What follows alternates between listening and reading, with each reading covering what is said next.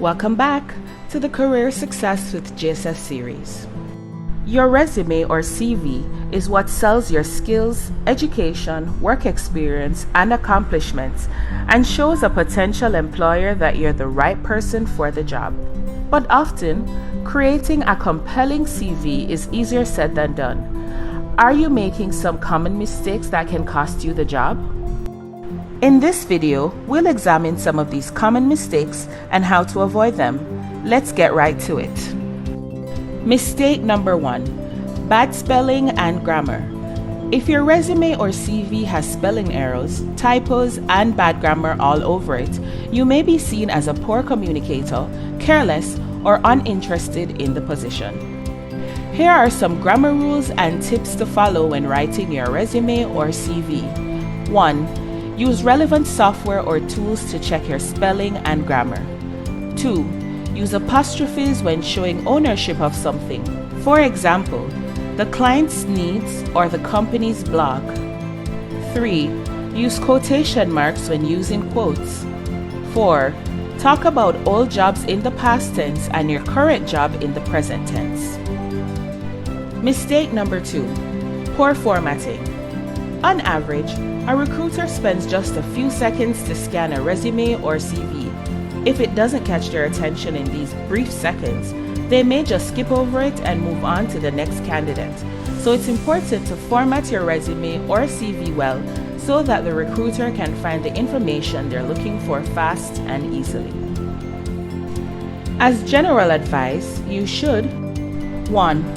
Avoid paragraphs of unbroken text. Consider using bulleted points instead. 2. Choose a specific color theme and font and stick to it throughout the entire document. 3. Use white space to clearly divide your CV sections.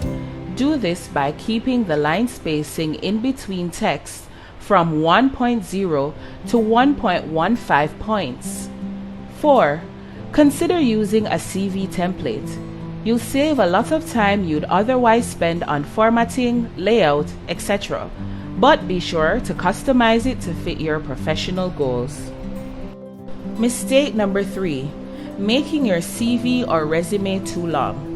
When writing your CV or resume, you may be tempted to write down every one of your experiences and achievements, especially if you have extensive work experience.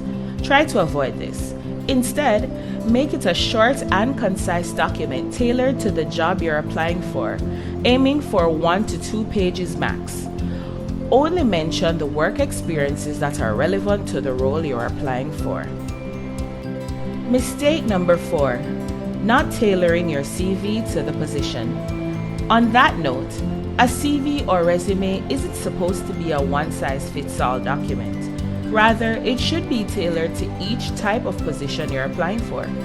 It may take a little bit more work, but tailoring your CV to each application makes you stand out in the eyes of the recruiter and shows them that you're applying for their job, and not just reaching out to every company to find a job board.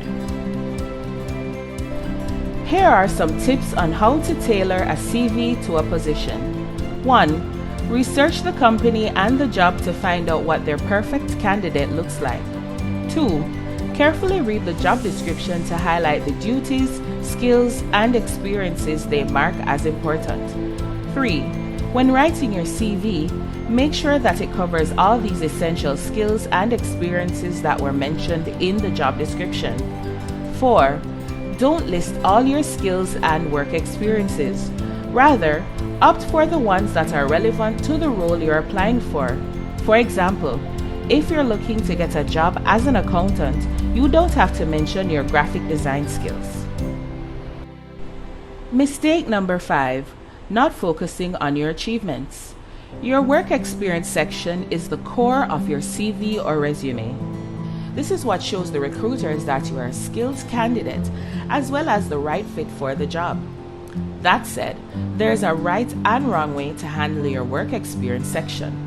When listing your work experiences, instead of talking about your work responsibilities, focus on achievements instead. For example, drove 100,000 plus traffic to the website in 2022, which resulted in 3,600 plus sales instead of just responsible for driving traffic to the website. If a recruiter had to pick one of these two candidates to invite for an interview, they'd always pick the first. Mistake number 6, including an inappropriate email address. If a recruiter gets a CV from sexygirl22@gmail.com, they most likely won't bother to open the attachment at all. Ensure that your email address is both professional and presentable. We recommend the following format: first name, last name, @email.com. Mistake number 7, exaggerating the truth. Exaggerating the truth can make your CV stand out, but that's about all the good it brings. If you make it to the interview process, recruiters will likely perform a background check on you, and the exaggerations will catch up. It takes just a few minutes for them to have a phone call with your previous boss, and you'll end up dealing with a strained reputation, no job, and a whole lot of stress. Even if you manage to slip past the background check and get hired, you'll be overstressing about working a job you're not qualified for. Mistake number 8, ignoring employment gaps. Having employment gaps isn't a deal breaker. The issue is really when you give no explanation for them. It leaves recruiters with plenty of room for imagination, and they will always assume the worst. For example, you got fired, you were incompetent, and so on.